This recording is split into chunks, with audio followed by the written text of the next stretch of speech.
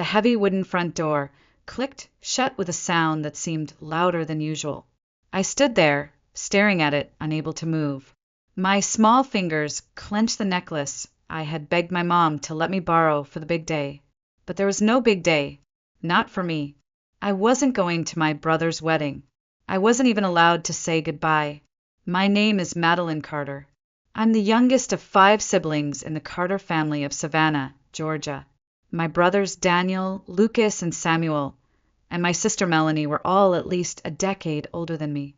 From as far back as I can remember, I was the forgotten one, the extra, the afterthought. When I was 5, Daniel left for college. Lucas followed soon after. Melanie became a high school queen bee who barely acknowledged my existence. Even Samuel, the youngest of the older kids, treated me more like a nuisance than a sister. But I still love them. When you're the baby, your siblings are gods. I used to think Daniel hung the moon. Lucas was cool and mysterious. Melanie was everything I thought I wanted to grow up to be. And Samuel, well, at least he sometimes smiled at me. I idolized them even as they barely noticed I existed. Then came Daniel's wedding. I was 10. 10, the age where you believe you're just grown up enough to be included. I had never been more excited. I imagined the dress I would wear, the flowers, the music. I even snuck into my mom's jewelry box and held up one of her pearl necklaces, begging, "Can I wear this for the wedding, Mom?" She sighed heavily before sitting me down. I remember her words like they were burned into my memory forever. "Daniel and Sophia are having a child-free wedding, sweetie. You won't be going." At first, I thought I misunderstood. I wasn't just a kid who would throw tantrums or scream during vows. I was his sister. I looked at her, confused. "But I'll be quiet, I promise." "I'm not like other kids." She smiled softly and patted my head like I was a puppy. "You'll understand when you're older." I didn't understand. Not then. Not ever. The day of the wedding, I sat at home with a babysitter while my family left without me. I stared at the clock, picturing every moment I was missing. I imagined Sophia walking down the aisle, Daniel smiling proudly, my parents taking pictures, and me, locked away at home like I didn't even belong to them. When they came back from their honeymoon, I waited for Daniel to say something. Anything. I thought he would apologize, or at least tell me some funny story from the wedding. But he didn't.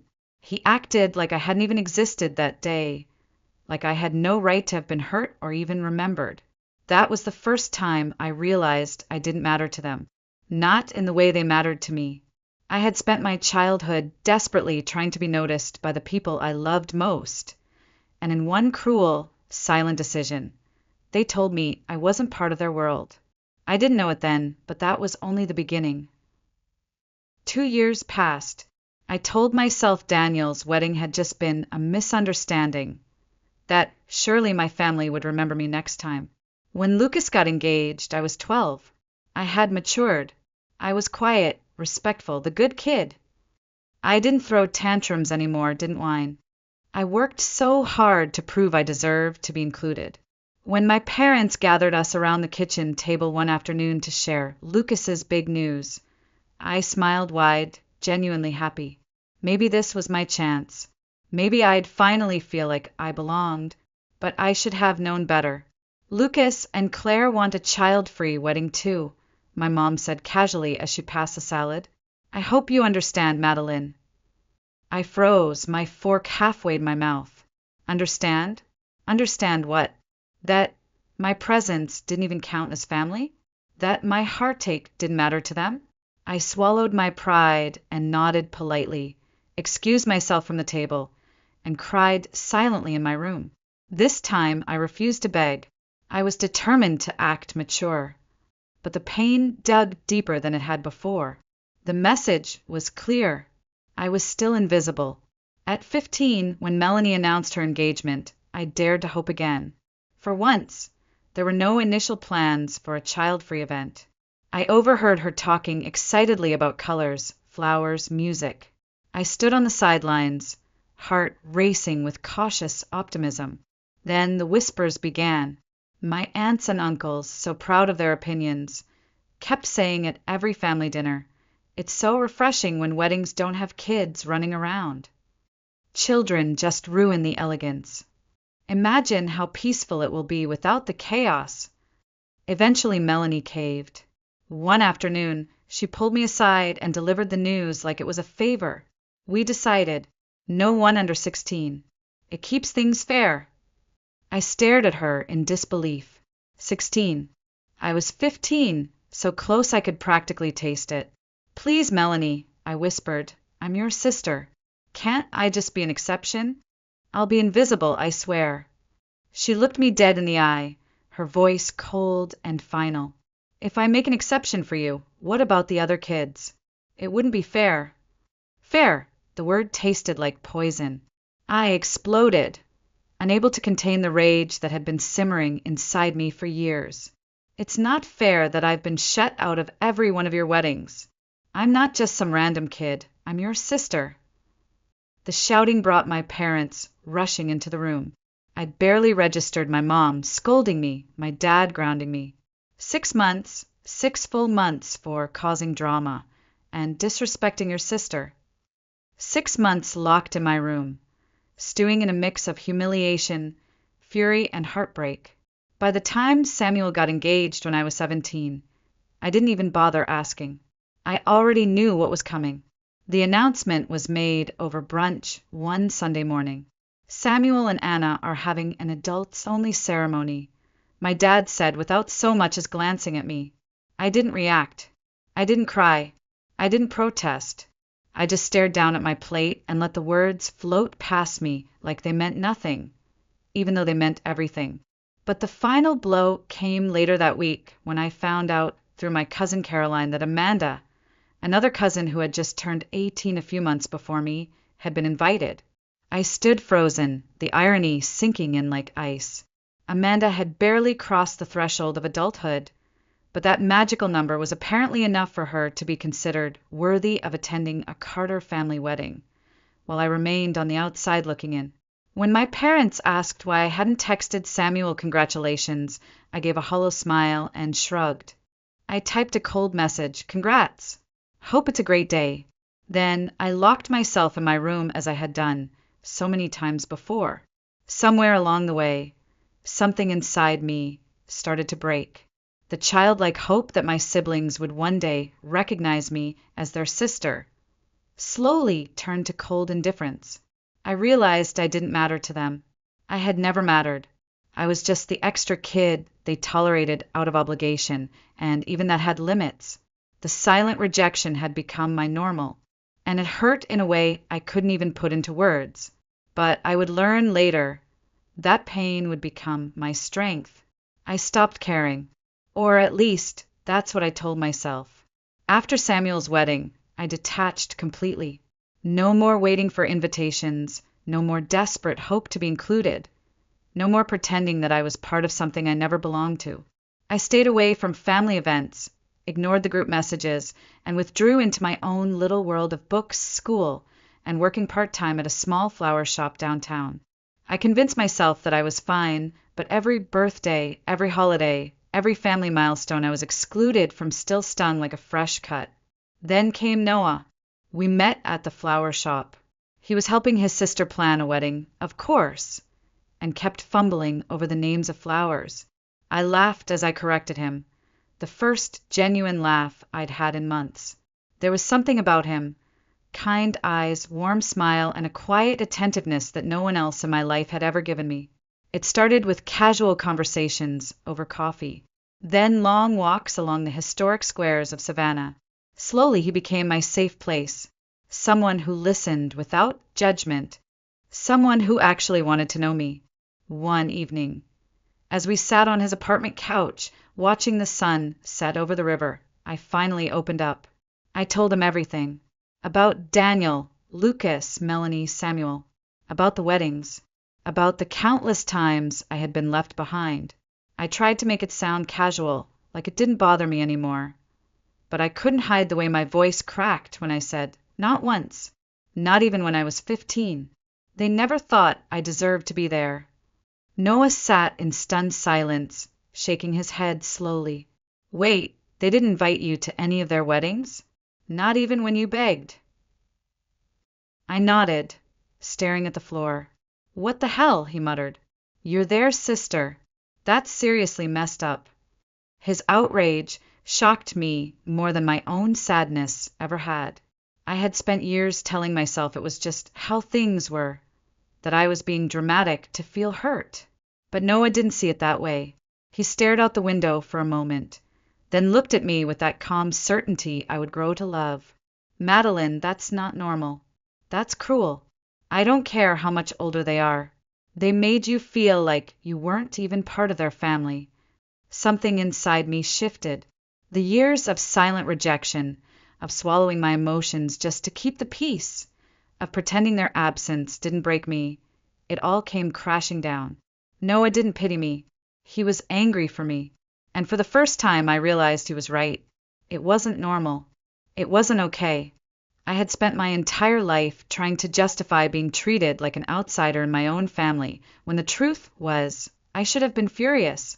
That night, after he walked me home and kissed me good night under the Spanish moss-draped trees of my street, I stood at my front door for a long time. The porch light flickered gently in the warm savannah air. I stared up at the stars and whispered to myself, maybe I deserve better. The decision wasn't dramatic. There was no angry outburst, no final confrontation, no declaration of war. It was quiet, deliberate, and firm. When Noah proposed to me 2 years later, I smiled and said yes without hesitation. I had dreamed of this moment, but never thought I would actually experience it with someone who made me feel safe, seen, and loved. As we sat together planning the guest list at our tiny kitchen table, I stared at the blank paper and knew immediately who would not be on it. I slid the pen away and whispered, "I'm not inviting them."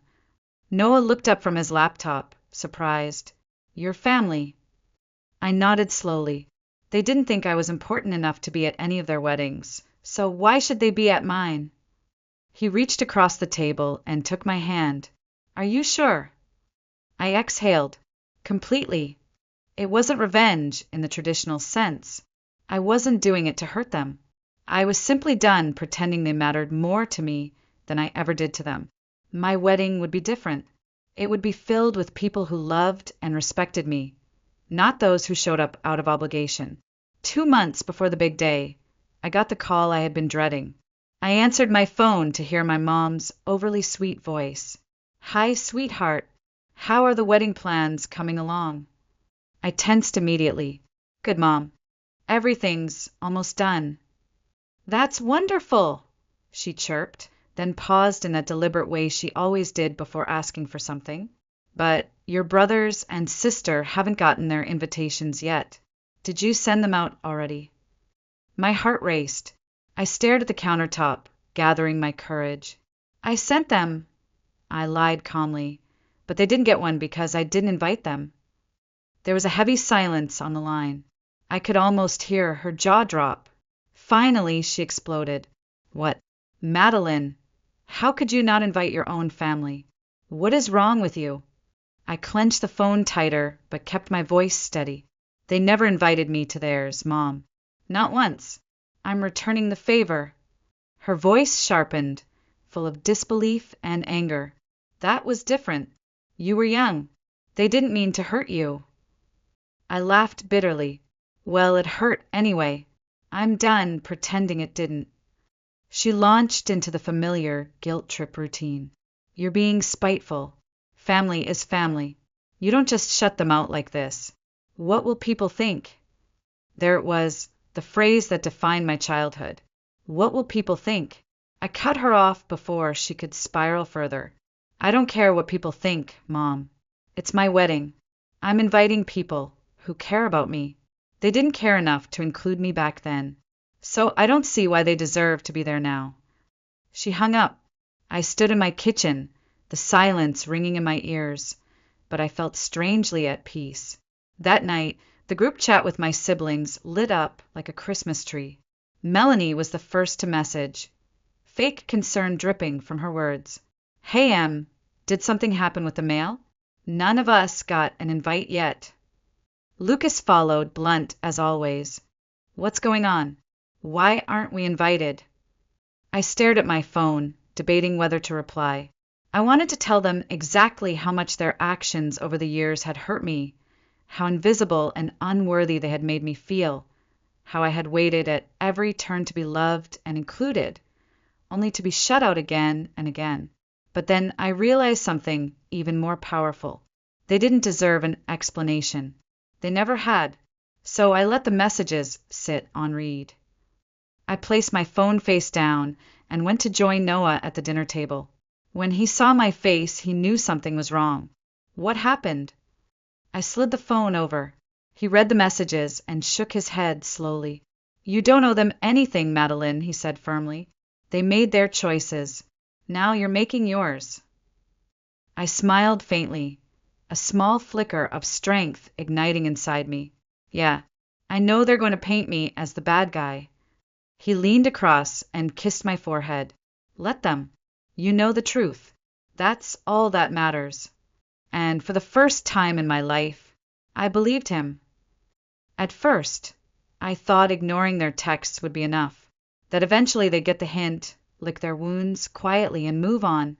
I underestimated just how much they needed the narrative to paint me as the villain. It started subtle.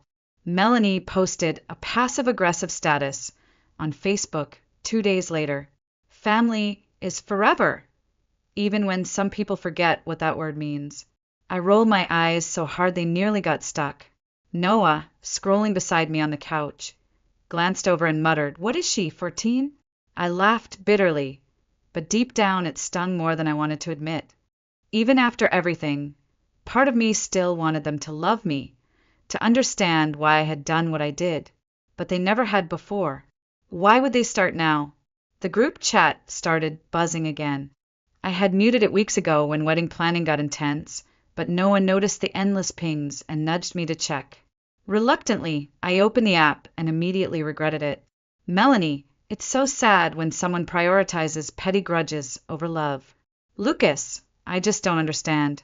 I thought we were better than this. Then Daniel, the golden eldest, weighed in with all the fake wisdom he could muster. I never realized how much bitterness you've been holding on to, Madeline. It's really sad. You're ruining relationships over things that happened years ago. My hands shook with anger as I read their words. Not one of them acknowledged what they had done. Not one apology. Not even a hint of accountability. Instead, it was me, the baby sister they had ignored and excluded, who was now ruining the family. I wanted to reply. God, I wanted to unload years of hurt and betrayal into that chat. I wanted to scream at them until they finally heard me. But deep down, I knew better. They wouldn't hear me. They never had. They would twist my words into more ammunition, spin my pain into drama, call me unstable, overdramatic, ungrateful. So instead, I did the one thing they never expected. I left the group chat. No dramatic exit message. No parting shot. Just a silent departure. And a peace I hadn't felt in years. That night, my mom called. I hesitated before answering, knowing exactly how this conversation would go. The second I picked up, she launched into it. Madeline, what is wrong with you? Your siblings are heartbroken. You're destroying this family. I let her rant for a full minute before replying flatly. They destroyed it a long time ago, Mom. I'm just finally walking away from the wreckage. She gasped like I had slapped her. You're being so spiteful, holding on to grudges, making everything about you. My patience snapped. I was 10, Mom, I said, my voice low but trembling with fury. I begged to go to Daniel's wedding. I cried because I wanted to be there. And you told me I wasn't important enough. And it happened again and again and again. You all decided back then that I didn't matter. Why should I pretend otherwise now? There was a long, stunned silence on her end. Finally, she said, her voice trembling with practiced sadness. That was years ago, Madeline. You have to let it go. Family is all you'll have in the end. I closed my eyes, feeling a strange calm wash over me. No, Mom. Family is supposed to care about you. Family doesn't leave you out when it matters most and expect you to come crawling back later. That's not love. That's control. She started crying then. Loud. Dramatic sobs meant more to manipulate than to mourn. You'll regret this one day, she choked out. You'll see. I don't think I will, I said quietly before hanging up. Over the next few days, the drama escalated. Rachel texted Noah directly, hoping he would talk some sense into me. He didn't reply. Lucas, sent me an actual email, quoting Bible verses about forgiveness and unity. I deleted it without reading past the first line. Daniel, posted another passive-aggressive gem on Facebook. Some people would rather burn bridges than build them. I muted him too. Noah pulled me into a hug one night as I sat scrolling through the mess. You know what this is, right? He said. I looked up at him, exhausted. What? They're not mad you didn't invite them. They're mad they don't control you anymore. I blinked and then smiled, because he was absolutely right. The morning of my wedding, I woke up strangely calm. There were no last-minute panics, no overwhelming jitters. But there was an odd weight sitting in my chest. I couldn't shake the feeling that someone from my family would try to ruin it. I stood in front of the full-length mirror in my little bridal suite, adjusting the delicate lace straps of my dress as the early Savannah sunlight streamed through the window. My best friend, Chloe, walked in and froze, her face breaking into a wide smile. You look incredible, Madeline, she whispered, her eyes glassy with emotion. I smiled back faintly. Thank you. Chloe tilted her head, studying me carefully. Are you okay? I hesitated. I don't know. I'm happy. I really am. But part of me still wishes they had cared enough to fight for me back then. She walked over, grabbed my hands, and squeezed tightly. You don't need their approval. You never did. Look around, Em. Today is about the people who did show up. The ones who love you the way you deserve. I nodded slowly, a lump forming in my throat. She was right. The ceremony venue was everything I had ever dreamed of, a hidden garden tucked behind an old historic mansion, the trees draped with soft strands of twinkle lights, white roses lining the cobblestone pathway. The late afternoon sun cast a warm, golden glow over everything. As the music began to play, I stepped out from behind the arched trellis and locked eyes with Noah standing at the altar. His dark suit was sharp against the backdrop of soft green leaves, but it was the way he looked at me, like I was the only person in the world, that took my breath away.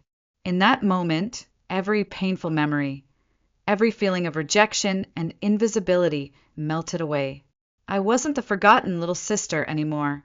I wasn't the outsider begging to be noticed. I was Madeline, a bride, a woman surrounded by people who actually loved her.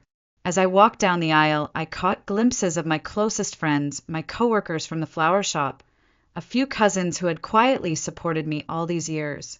Chloe stood proudly at my side, her eyes full of pride and joy. When I reached Noah, he whispered softly, "You're stunning." I laughed quietly, blinking back tears. So are you. The vows were perfect. Noah promised to love, protect, and stand by me even when life threw its worst at us. I promised the same. There wasn't a dry eye in the garden. The reception was simple but magical. We danced under the stars until our feet hurt. Our friends gave heartfelt toasts, full of funny stories and emotional wishes for our future.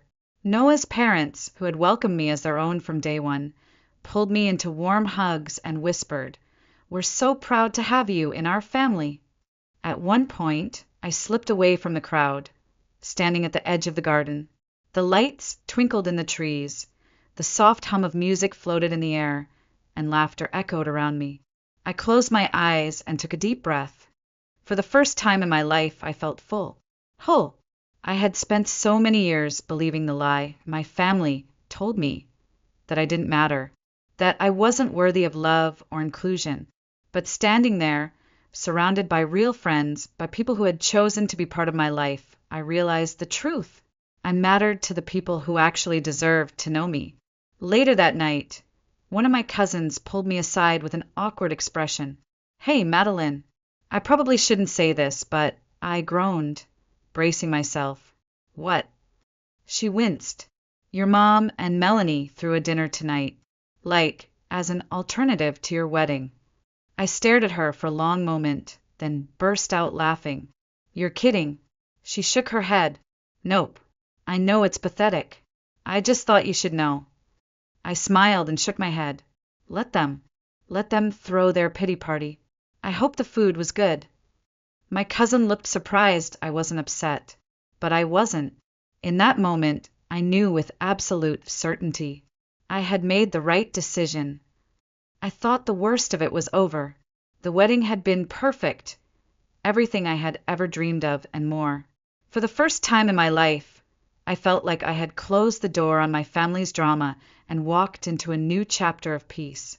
But if there's one thing I've learned about my family, it's that they hate being ignored. A week after the wedding, the first shot was fired. Naturally, it came from Melanie. Saw some pics from your wedding, her message read. I can't believe you had it in a garden. Looked casual, but I guess that's what you wanted. I stared at the text, stunned. After everything, she still couldn't help but twist the knife. Not even a fake congratulations. Not even basic civility. Just bitterness disguised as snobbery. I hovered over the keyboard, tempted to fire back. I wanted to say something biting. Something about how at least my wedding wasn't full of fake smiles and people who never cared. But I stopped myself. I didn't owe her, or any of them, a response. In the following days, messages began trickling in from relatives I hadn't spoken to in years. Apparently, Melanie, Daniel, and Lucas had launched a full-blown campaign to paint me as the ungrateful, selfish villain of the family. Aunt Evelyn, the queen of guilt trips, texted me next. Madeline, I don't know what happened between you and your siblings, but they're very hurt. Melanie says she tried to reach out and you're ignoring her. Maybe it's time to let go of the past. I sighed deeply and rolled my eyes. Noah, sitting beside me on the couch, glanced at my phone and chuckled softly. Another guilt trip? Yeah, Aunt Evelyn again. Same speech, different day. He shook his head. They're only hurt because they lost control over you. You stopped playing their game. I smiled faintly. You're not wrong. It was like they couldn't stand the fact that I had finally set a boundary they couldn't bulldoze. I had spent years begging to be included, desperate for their approval, only to be repeatedly shut out. Now that I had walked away, they were the ones chasing me, and I wasn't going back. The final straw came one lazy Sunday morning. Noah and I were still in our pajamas, making a mess of the kitchen with burnt pancakes and bad coffee, when there was a sharp knock at the door. I froze. I just knew. I opened the door to find my mother standing there, arms crossed, her face already twisted into a familiar mask of disappointment. Madeline, she said sharply, we need to talk. Noah stepped behind me, resting a reassuring hand on my shoulder. Now's not a good time, Mom, I replied coolly. She ignored me and tried to step inside. This has gone too far. Your siblings are devastated. This isn't how family should act. I clenched my jaw and kept my voice calm. You don't get to show up here and lecture me. I invited the people who love and respect me. They didn't make the cut. That's on them, not me. Her face shifted from anger to disbelief. You don't mean that. They love you, Madeline. They're your family. I met her gaze, steady and unflinching. No, Mom. Family doesn't make you feel small. Family doesn't abandon you when you're a child and then demand to be part of your life when it suits them. I spent my whole life trying to prove I mattered to them. I'm done. She blinked, stunned. For once, she had no comeback. Noah stepped forward gently but firmly. I think it's time for you to leave. My mom's face hardened as she stared between us. You'll regret this, Madeline, she whispered coldly. You'll miss us one day and we won't be there. I looked at her with calm clarity. No, Mom, I won't. Noah quietly shut the door. I stood there for a long moment, expecting guilt, sadness, even anger to creep in. But all I felt was relief. The next day, the messages continued. I barely blinked when Lucas texted me. Mom said, she came to talk to you, and he slammed the door in her face. Real mature, Madeline. You've turned into someone I don't even recognize. I read it aloud to Noah, who shook his head and smiled. Block him, he said simply. You don't need that energy anymore. And I did. One by one, I blocked every number, every account, every flying monkey relative who had decided to pile onto the guilt train. For the first time in my life, I realized something powerful. I didn't owe them my time. I didn't owe them my energy. I didn't owe them an explanation. They had spent years making me feel invisible. Now I was taking back control. The weeks that followed were the quietest I had ever known. Without the constant messages, the passive-aggressive comments, the emotional landmines, I finally felt like I could breathe. Noah and I settled into married life in our cozy little Savannah apartment. We decorated together, argued playfully over throw pillows, cooked terrible meals, laughed until our sides hurt, and dreamed of what the future could be. One night, as we lay curled up on the couch watching an old black and white movie, Noah turned to me and asked softly, Do you regret it? Not having them at the wedding. I thought about it for a moment. No, I said firmly. I thought I would, but I don't. I spent so long trying to earn their approval. For what? They never gave it. They never even tried. I don't miss them. I don't miss feeling like I'm not enough. He smiled and squeezed my hand. Good. You deserve better. And he was right. I did deserve better. A month after the wedding, the final message came. It popped up on my phone from an unknown number. I didn't even have to guess who it was. It was Melanie. You've destroyed this family, Madeline. I hope you're happy. I stared at the screen for a second, then slowly pressed delete. I didn't even feel angry anymore. I didn't feel hurt. I didn't feel anything at all. I just felt done, because I was happy. For the first time in my life, I wasn't chasing anyone's approval. I wasn't begging for scraps of love and attention from people who never valued me. I was surrounded by friends who had chosen me, a husband who cherished me, and a life I had built on my own terms. As I stood by the window that night watching the soft glow of streetlights over the quiet Savannah streets, I whispered to myself, This is peace. And I smiled. I had everything I ever needed, and none of it had come from them.